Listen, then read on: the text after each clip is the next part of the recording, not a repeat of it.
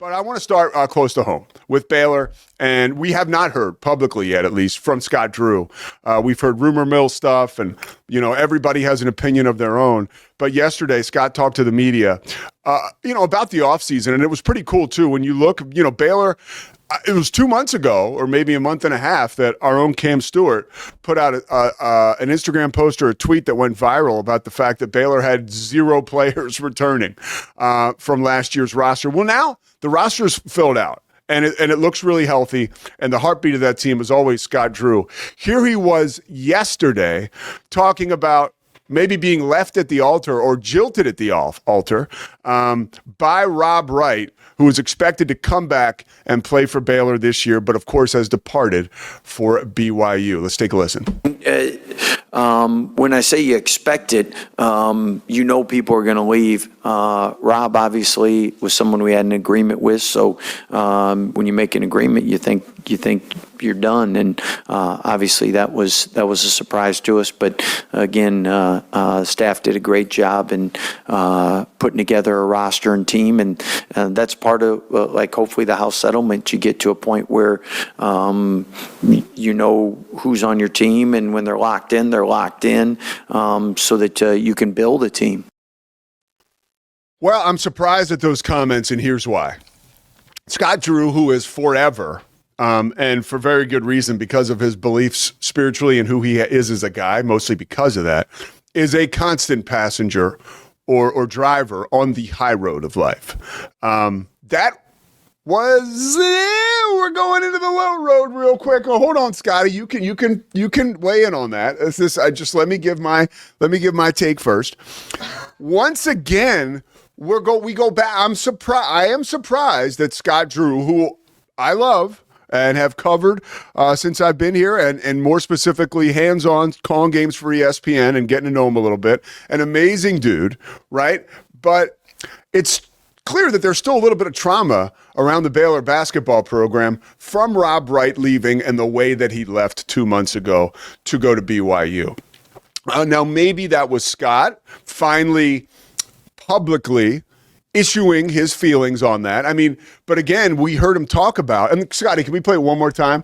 I want you guys to listen about when he says, when you have an agreement. This is the part that I'm talking about, as now we completely psychoanalyzed a throwaway comment yesterday by Scott Drew, which is always fun in this business. Let's take another listen.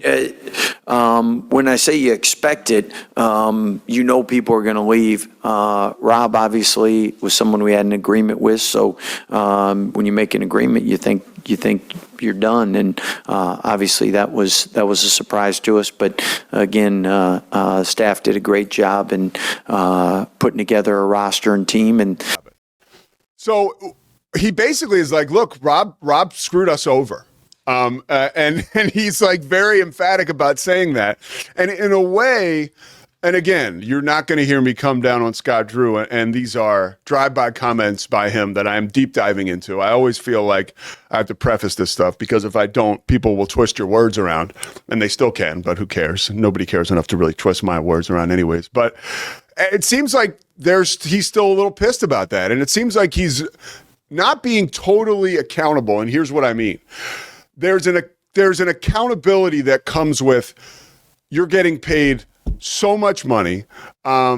This is the state of college athletics right now. It is terrible, right? But this is how it goes. And even though and we are living in a world where an agreement isn't an agreement.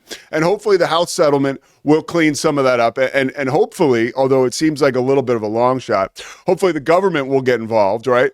And we will have rules instituted where something like that can't happen, right?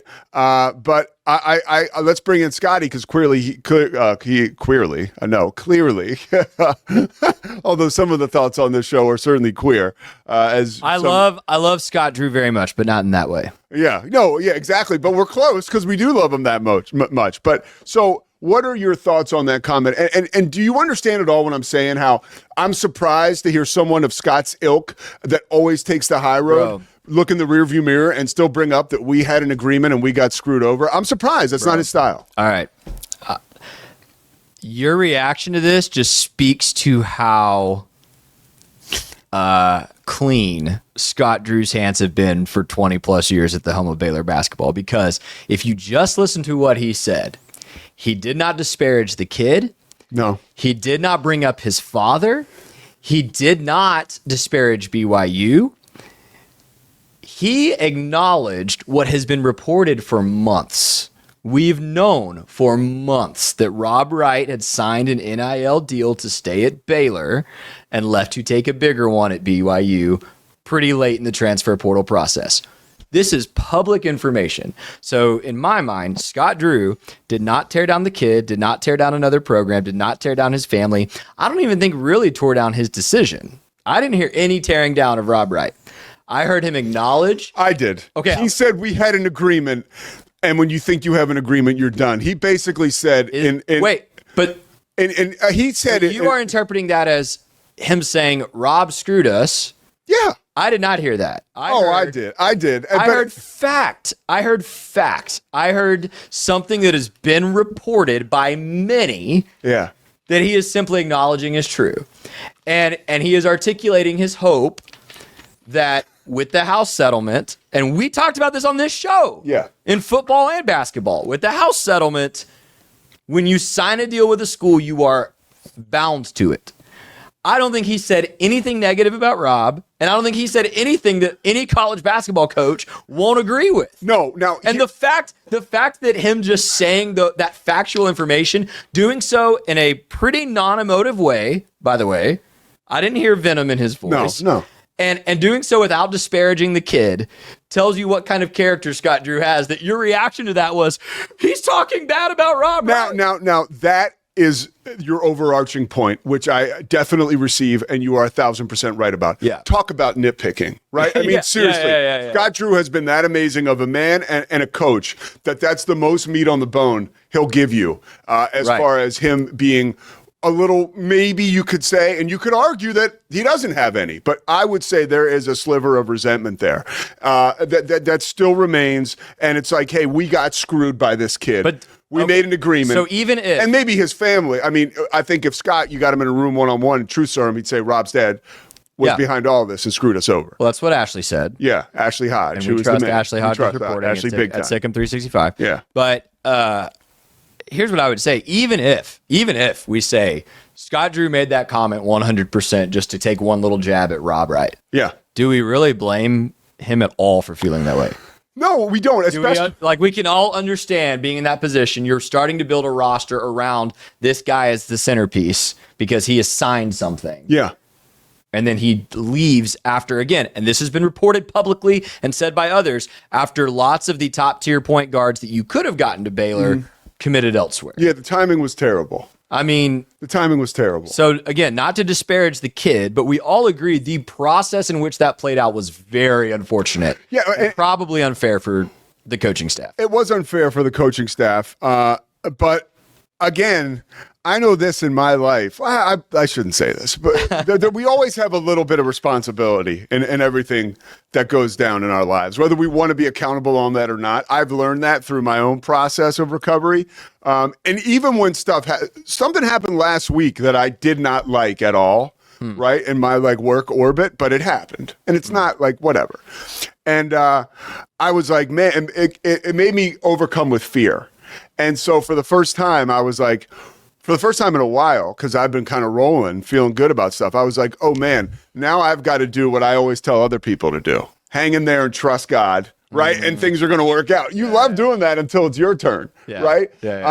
And to not have resentment as to how things have gone, right? And things will happen to you in life, right? As we all know. And again, we are really now micromanaging what Scott Drew said, and it's really ridiculous. But I think that's great. I think I by the way, I don't think that anybody else with a microphone that follows Baylor will go this deep on it. So I think that's fun. Let me take one more angle at this to try to persuade you that Scott Drew did not say anything wrong in these comments. Knowing Scott Drew the way I know him, which is minimal, but I've observed him in personal situations outside of Baylor basketball. I guarantee you the week that Rob Wright left, he did respond that way that you just described. Yeah. And I almost think him acknowledging this in this first presser right up front now gives him the room if he's asked later to say, I've already commented. Yes, I agree. So, because he knows, he's been in this game way long enough. It's going to get asked. Yeah. It's going to get talked about. We're going to get, when BYU's coming to visit Waco, he's going to get questions about it. And now he can say, hey, I've already addressed that. Yeah.